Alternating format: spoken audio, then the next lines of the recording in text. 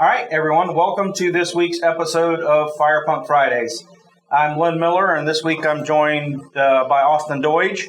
And as I often say, I intend these to be an unscripted conversation and not an interview. And I think this week might especially be that way. I feel like I'm really winging it. I kind of feel like it might almost be a decompression hour for me.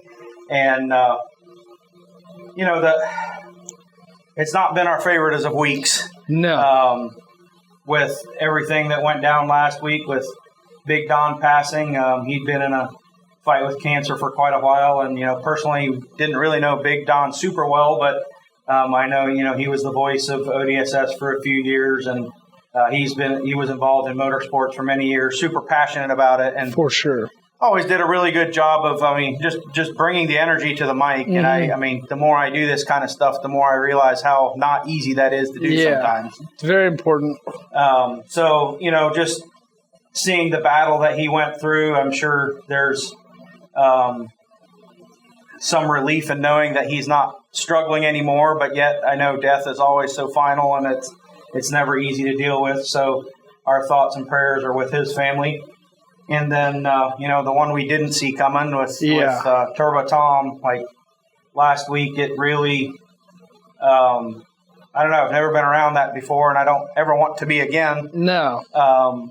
Every race, you just expect the racer to get out. It's, you're just coming into the race weekend, and everybody's looking forward to a good weekend of hanging out, and we were kind of fighting some rain on Friday, and it wasn't like we were fighting, on wet racetrack or anything like that, but we had a shower and we had gotten, maybe, I don't know, was there a dozen vehicles that ran? There wasn't that many, pretty much. The 590 class had run. And ran the gas guys 590 and then started Pro Street. Yeah. I think he was second up in that. And, just from the starting line, it looks like a pretty normal pass, and at the end you hear the engine rev up, and that kind of catches your attention, and you look up and you don't see the truck, and you just immediately start going, that's not a good thing if you can't see the truck, and then sitting there waiting to know what really happened is not easy. But I don't want to focus on the accident a whole lot. There's still a lot of questions that we all have in our head. Yeah. Hindsight's always 20/20, and there's a lot of what ifs and that kind of stuff. But did want to spend a little bit of time talking about Tom. Neither one of us knew him super well personally, but I got to know Tom a little bit better recently. He had bent his AAM axle at UCC, and so he reached out to us to order a 9-inch axle, and he had just taken delivery of that, and initially he had hopes of having that in. Yeah, he'd actually talked to me about a month ago after seeing my axle swap to see what I would do differently and what way to go, and I believe talked to you to order it. Yeah. So he'd just taken delivery of that, and that was going to be his next project, and unfortunately it never quite came about. But through that, I got to talk to him on the phone some, and I would see him at races, and he was just one of those guys that he just kind of had that infectious smile. It was kind of pretty hard to be unhappy around Tom. He was super personable, a friend to everyone. And if Tom wasn't working on his truck, you can bet he was finding the person that had their transmission out of their truck, and he was figuring out how to help. I know Cody shared some memories of last year. He was slinging transmissions in his truck, and Tom was there at 3 a.m. helping. And Tom was the definition of an enthusiast. Yes, no doubt about it. I actually met him for the first time in person Thursday before testing, and did know him from Adam, and I bet we talked for 2 hours. Right. It's for the first time we talked, kind of thing. About engines, suspensions, ECMs, anything and everything. And I think, Charles Poosh said it really well. He I don't know, I'm just reading here from what a statement he had made. He wasn't the guy, he was the people's champion. He wasn't backed by a big shop, but he just said he was just a guy with a stack of paid vacation days, a 2-car garage, a welder, and the inability to say no. Yeah. And I think 100%. that describes an enthusiast pretty good. Oh, yeah. So, that's really tough and a lot to process. And our thoughts and prayers go out to his family. I know a number of the guys have had contact with his dad, and I think arrangements are made for next weekend. I'm sure you can find details online if that's something, if you want to go to the calling hours of the funeral. They're making it available to all the diesel enthusiasts, and so our thoughts are with them during this time, and hopefully in hindsight we can all learn things from this. The one cool thing that I thought came out of it, and I know it's really tough to take positives out of a situation like this, but just seeing the diesel community come together at the track this weekend, that was pretty cool. A lot of discussions too on how we can be better at what we do, how we can be safer drivers, and what you do. And we didn't know about the situation severity at the time, but what you can do to change possible outcomes. Right. And, there were simple things talked about, just things as simple as when you get to a track, walk to the end of the track and know some exit strategies and that kind of stuff. And, that's just, so many things that roll through your head. It just doesn't quite all make sense. But, I guess we'll move on from that and talk some race truck and stuff. So I guess it's kind of tough to just roll on, I guess. But so tell me a little bit about yourself. So you're Austin Doidge. How did you end up being sitting here and come to racing here and all that stuff? And, what do you do for work? The sitting here thing was I had actually grew up in Northwest Ohio. And I vaguely knew Rick from the ComD days. And I sold Levana transmission 8 years ago, just a core. Yep. And didn't know him from Adam or anything. And then I think Rick started working here, or maybe he was doing the DPC stuff. And I came around a couple times because I only worked about 15 minutes from the shop. And then I just kept coming around. And I think you were going to do the compound piping on my 12 valve. And you told me to bring the truck out. Okay. And it just never left. Pretty much that time, it got compounds, and then I put a cage in it here, and then I back halved it here, and I just never left. Right. Yeah. And kind of turned into a family thing. Yeah. So no, that's pretty. I remember, early on having some forum, whatever connection with you, and yet not really knowing who you were or whatever. Yep. And then it turns out that it was good to know a Cummins tech. Yes. Good connection to have. Which actually, I think that's why I was good friends with Rick, is because I was getting him parts and stuff, and then other people found out I could get parts, and there was more reason to stay around. So, and still today, I was trying to help Jerome with stuff like an ECM issue he's got. Right. So it works out in the end. Yeah. Yep. So you started with your 12 valve. What do you remember? Did you start that after we had the Pro Street truck? I can't. I think it was the same season that you guys started Pro Street. Was the year that I, maybe it was the season before, because I bought the trailer that you guys were using the year previous. Okay. So it would have been the year after the Pro Street truck, and I was building it, I believe, during that season where you guys had been racing the Pro Street truck for the first year.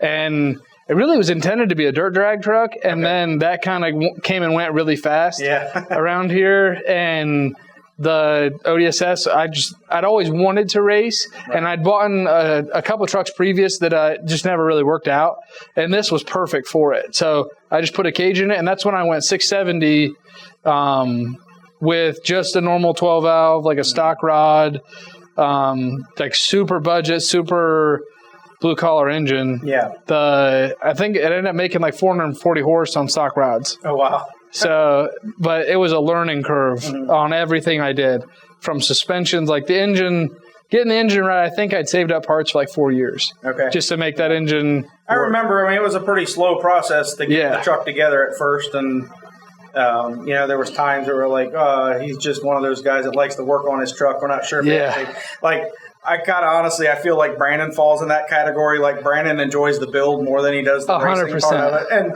there's nothing wrong with that either. But Seems like you enjoy both. Well, I actually got into that with the axle swap this winter. I got to a point like about a month ago where I realized that I'm in build mode. Yeah. And if I want to race this year, I have to stop. Yeah. Because I've got boxes of parts to put on the truck or to lighten up or do whatever. And I actually had to say, we're in race mode now. We're done building until we're done racing because I just won't stop. Yeah. It's so hard to make that transition. Because you find one thing you can do, well, this would be awesome to do this too. And you just spend the whole season building. Yeah. So, but I think initially it was just because I just didn't have the money. Right. Yeah. So I was just nickel and diming it. Yeah. Well, that's tough. I mean, it's, a budget is never fun to keep, I guess. Yeah. But and I tell people that all the time though. Like the first engine that I raced, had 50 passes on it easily, but it was a stock bearing, stock rod, stock piston engine. Yeah. And I had a whole boatload of fun out of it. Mm-hmm. You don't have to have an enforcer the first time you go racing to have a really good time. Well, yeah, and I saw that come up on Facebook this week. There was a fellow on there that he had it looks like he bought a project from someone, and it had a cage in it, and it looked like it had provisions pretty much to be fiberglass front clip and back half, and he was like saying how he realized he didn't have the budget to go 590 and do whatever he wanted, and he was about to throw in the towel. And saw a lot of people comment on there how just put a stock engine in it. You have a light truck, a common rail with a stock engine, you can make 1,000 horsepower. That's a beautiful 670. Well, you say you could run 670 all day, and I've actually tried talking a lot of people out of 590 as their first class. Now, I fully agree with you on that one. Like, get your feet wet in 770 and 670, which are very competitive classes and way faster than people think. Oh, yeah. You'd say 670, they're like, oh, it's an intermediate class. Well, that's still really fast compared to what most people have done. Yeah. Well, and I think, people get caught up with horsepower numbers. They get caught up with times and all that stuff. And you see that you're going to be a part of the crowd if you have a 670 truck, and you feel like you might stick out a little bit more if you have a 590 truck. But the jump from 670 to 590 is just about as big as from 590 to Pro Street from the money it really time is standpoint. I mean, 590 you're getting a pro license, and you're jumping into an 850 cage, certified cage, and there's a lot of safety regulations you have to keep up on your safety gear, replacing the belts, getting certs, redoing your license. You're buying a full fire suit, you're buying a Hans device, and there's just a lot of stuff that's involved that people can buy a project and feel like they're close to being there, and then they get down to the end and they're like, oh, well, I didn't realize I have to do all of this stuff yet. And that's where, truly the last 10% takes, at least 50 to 90% of the time. I actually thought 590 would be an easy jump because I raced 670 for a year, and then 590 started, and I was racing with Rick and everything, and it was fun. I'm like, oh, I'll jump up just like he did. And I had a 12 valve at the time, had compounds on it. And until the very last race of the season, I had not broken into the fives. I went 6.0. Actually, it showed up on my timeline this weekend. I went 6.0002 at Rocky Top. That's cruel. And couldn't break into the fives for the whole season until I ended up putting a different set of tires on it that made the difference, because I went from DR2s to Mickey Thompson's, and it was the difference. The 60 foot was where it was at. Right. And it went at 70. Yeah. That was the difference. I had added so much power with nitrous to get it to go faster, and I didn't know any better, but it just kept spinning more. Right. Until I put good tires on it, and then it went to 70. So that's crazy. Yeah. Yeah. Sometimes we get carried away with our old-fashioned, just throw more horsepower at mentality. And the more we do this, I think we're learning that horsepower is not near always the answer. Yeah. There's a lot of other ways to go faster, and some of that's just managing horsepower. I mean, it's learning how to get it to the ground, and there's so many things. I mean, I look at what we've learned in the last 2 to 3 years, and I feel like we've learned a ton, but then I look at pro mod guys, and I know how much more we have to learn. And I feel like every year we learn twice as much as we learned the year before. Yeah. And at least. And like with the no prep stuff, 3 years ago, I think I went at 26. And that's all I could do. A 520. Yeah, 526. And I could not go faster. No matter, I load the same tune in, it just didn't do it. I added horsepower, it'd spin. It wasn't until last year that Levon got on the keyboard and started messing with how power was applied to get me to run a 511. And he got it 7 times in a night. Right. So what I learned then about how to 60 foot or how to 6 foot better, we actually pulled the smoke map out. So it was applying fuel slower and I went faster. And it was the best 60 foots I've ever ran. So it ended up being one of the situations, the more you pull, the faster you go. Yeah. So let's back up a little bit. Let's talk about the best decision you ever made on your truck. I think we all know what we're talking about. And what led up to it? I was a mechanical guy forever. I had a 97 12-valve dually that it's how I learned how to be a wrench, honestly. Because I was just so fascinated with them. I learned how to do everything in my garage at my parents' house, destroyed their garage in the process. But I just loved the mechanical stuff. And I'm going to have a mechanical race truck, of course. And went from the stock engine to the Predator. And the stock engine never blew up, fortunately. I blew up 2 Predators. I blew a tappet out the block and then melted 2 pistons with, I think I've got at least 3 or 4 pistons at the house that are bad, a couple rods that torched because of the pistons and stuff.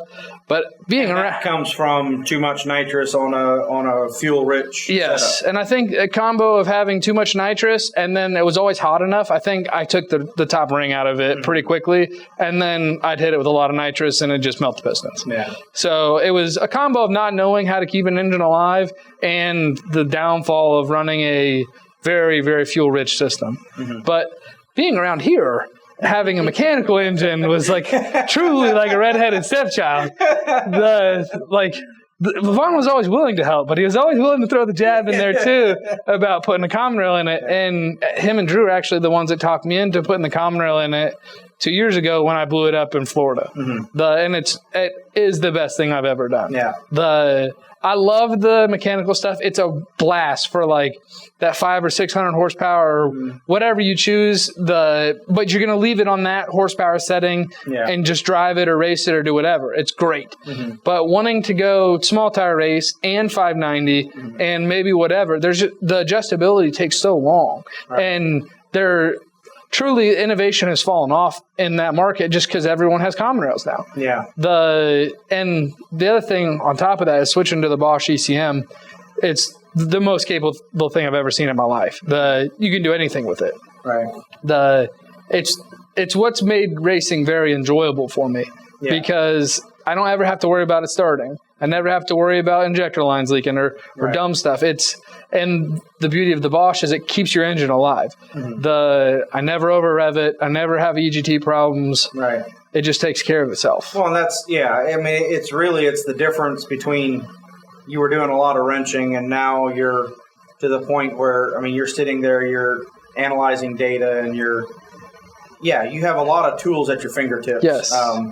And there is a lot of things that, we've learned in the past few years that some of the guys that are running mechanical stuff are starting to implement, and we're starting to see some of those benefits. Like I know Adam Foltz, he's been pretty fast in his, and it runs super clean. For sure. So, they're running on the lean side of the fuel curve, and so some of that stuff is definitely, able to be done. But once it comes down to controllability and data and having all of that tied into one system, I know I probably sound like a broken record to the people that listen to these things. It's so worth it, though. Every episode, we end up talking about this, how, just having it all there at your fingertips to where you can control anything with almost any sensor. And it's just... Because the other thing is, though, on the flip side, is I had 2 different race pack setups on the previous truck. The first one, I don't remember why I got rid of it, but it didn't have the capabilities of what I wanted, so I got another race pack. And... neither of them were wonderful. Between working on the mechanical setup and trying to figure out how to make the race pack work and read the data properly, I never could go fast. I could never learn how to go faster because the data I had, something wasn't working or whatever reasons, and you never could see something like, oh yeah, well this line goes like this instead of like that. Let's try this. I never could do it. So it was very nice to go to a system that functioned and genuinely will show you whatever you want to see. Right. Yep. So you're what on? year 3 with the common rail now? I've had the Enforcer 2 years, and then the Predator. Yeah, this will be the second or third year. Yeah. Yep. And you did Enforcer, not this last off season, but the off season before. Yep. We'd started pushing the Predator common rail a little bit farther than we would have liked, and Drew was afraid of the deck going. Right. So we put the Enforcer in. Yep.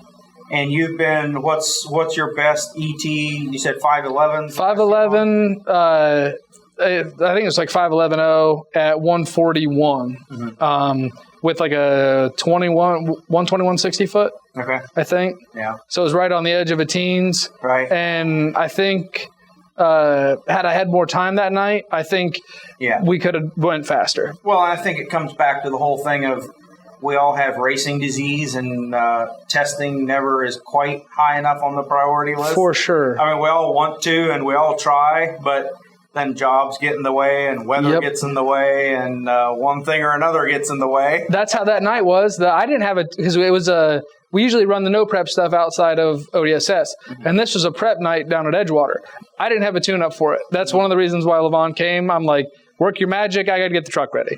And he did genuinely what I wouldn't have done. And had I seen, I probably would have told him no. Yeah. But I just let it be for the first round, and it was fast.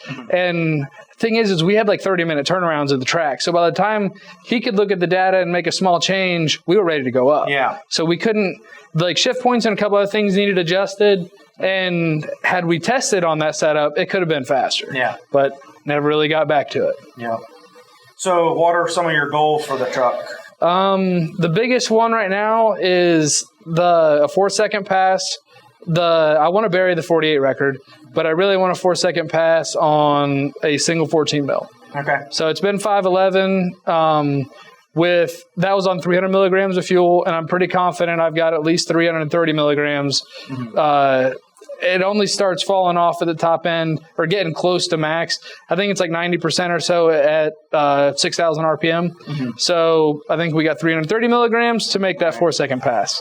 And we've got some 60 foot to a lot of 60 foot. I mean, the gear change, I believe, did a gear change this winter.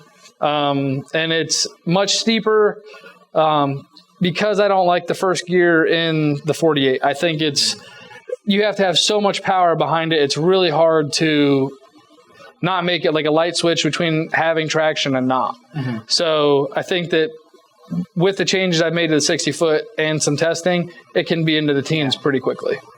So, I mean, so you did 9-inch front and rear this winter. You went from what was the gear ratio change? It was a 355 to a 325. Okay. So in theory, the overdrive shift, it always lugged the engine a lot. It put 10 to 15 pounds of boost in it, and it never really went faster.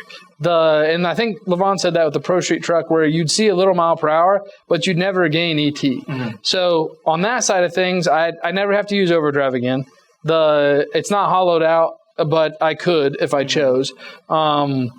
So you're just using a 1-to-1 to run out the back with everything you got, and it's not harder on the engine because the RPM drop is something ridiculous in overdrive. Okay. So I got a better first gear. It can run out first and then never has to grab fourth. And I'm sure not having the shift time is faster as well. Right. So on both sides of the track, the gear change should be very beneficial. Yeah, I don't know. It seems like the race mode might just barely be long enough this summer to get to where you want to go. I don't know. I mean, we're already in August, and you've just got. I mean, this was the first race out after the debacle of trying to get everything together. Yes, which was a process I never expected to take as long as it did. Yeah. But it turns out nobody makes parts for a 9-inch front axle. Yeah. Surprisingly. You got to kind of put your own everything together. Yeah. On that side of things, I've considered running Pro Mod with it. It's a duck in the situation, but it's the only way you're going to have enough passes on it to go fast and set records. Right. It's just a matter of how much you want to work on it because you're putting a lot more laps on it and you're going really fast doing so. Yeah. Yeah, you definitely are going to work on it more when you're pushing it that hard. Yeah. Yeah, should be a lot of fun. What you have any no prep stuff on your radar currently, or not really? The Cincinnati stuff. There's a couple of those races coming up that I'd like to hit. Might run a back end race at National Trails this weekend. Mm-hmm. It really depends. We lost the local track to us, and I used to love running there. And they would have something once a month. And between Cincinnati and and a couple other places that were local in Ohio, you could race every weekend of the month if you chose, or take a weekend off to maintenance it, and not have to leave and not have to go very far. Right. Without that track, you kind of only have Cincinnati and Pacemaker's just coming back a little bit, but I don't think that's as consistent as what. Correct. And I don't see, for some reason, I don't see their stuff. The advertising on it could be. Yeah. It doesn't get pushed as well, I guess, as years past. Yeah. But no, that small tire stuff, that was a pretty big eye opener to me when we went up to Marion quite a bit that one year. I mean, it's just a ton of fun. It's a completely different style of racing. I mean, it just it's surprisingly not as fast as I thought it was 5 years ago. I thought they were rocket ships 5 years ago, and it is. It's really challenging. Yeah, they're fast and it's challenging, and everyone that's tuning those cars is doing a lot of work to make sure they go down. It's just very enjoyable to be there. I've heard that small tire guys really like all-wheel drive trucks. They are total fans. Every one of them loves it. 100%. They think that four-wheel drive belongs in small tire. You can ask every one of them. To be fair, most people this year the people who hate it are going to hate it. Mm-hmm. Most people have came around to it because the quality and how quick the small tire cars are is it's not even worth complaining about my truck when pretty much it's the ducks that are complaining about it at this point. The guys that are legit have their stuff together, they should still be able to. I mean, heavy. It's just a long but at one of the Cincinnati races last year, I raced Beater Bomb, and I had a decent tune-up. I think it was like a 30, and he threw the chute, and the chute hit in front of me. Yeah. And I've never seen someone run out of my life so fast. I had more I was going to grab, and I just sat back in the seat and ran it out. Yeah, might as well enjoy the view. Yep. They're just so fast. You have to have so much horsepower on the top end and be able to plan it that I haven't figured out how to do yet. We're just not competitive in the true elite small tire stuff yet. Well, I mean, is all-wheel drive an advantage? I mean, if you're looking at all-wheel drive versus two-wheel drive, I would say it can be an advantage. But the thing, I mean, we're front heavy, just dumb front heavy, and we're all together heavy.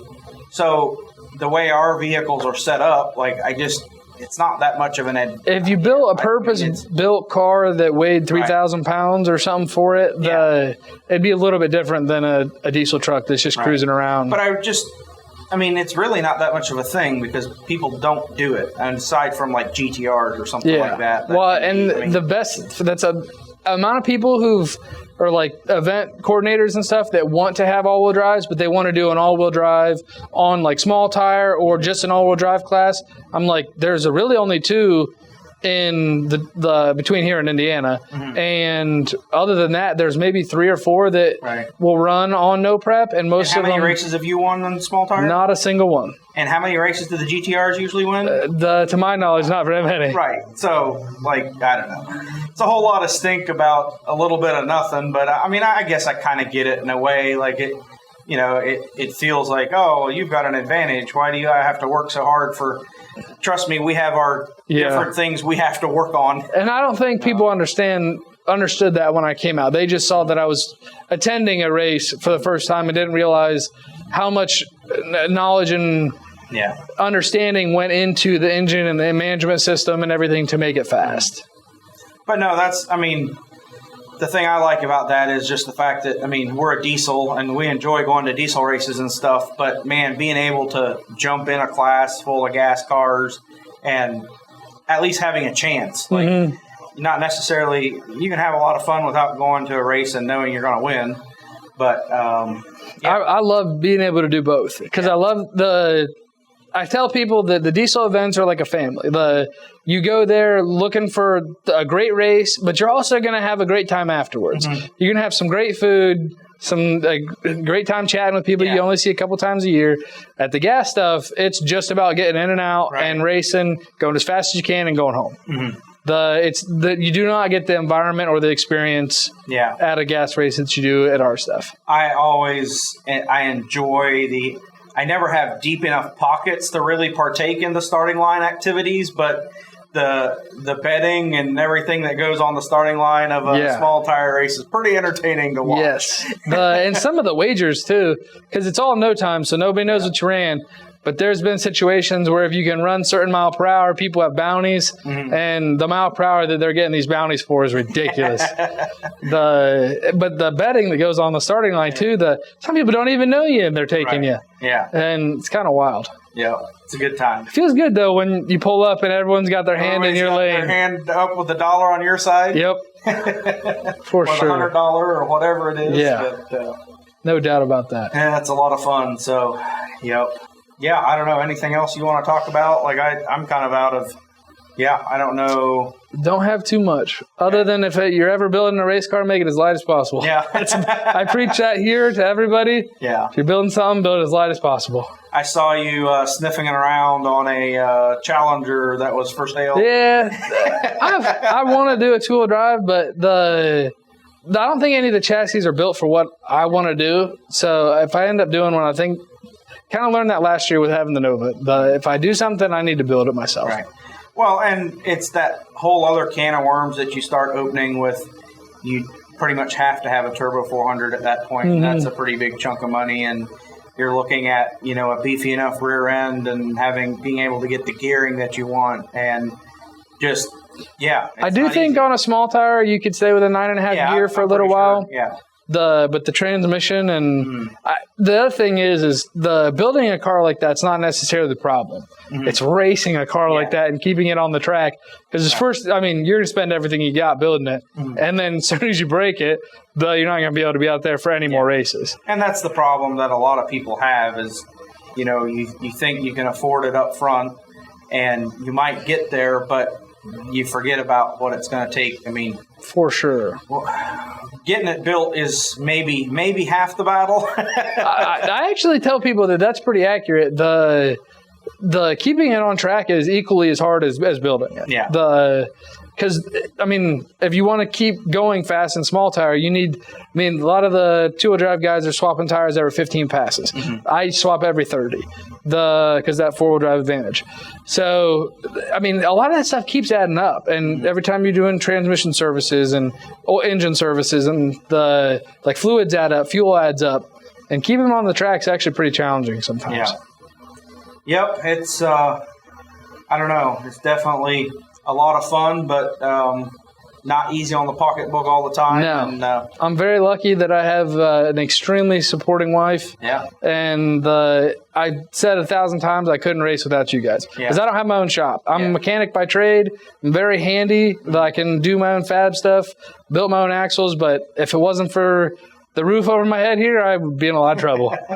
For sure. No, we enjoy. It's, the more people we can get on the racetrack, the better. And I think that's kind of how the whole relationship started. And, it's definitely always good to help where we can. Unfortunately, we can't house everybody's race trucks, I guess. But for sure. So, all right. Well, it's been good chatting. I think we'll wrap it up for this week. And sounds good.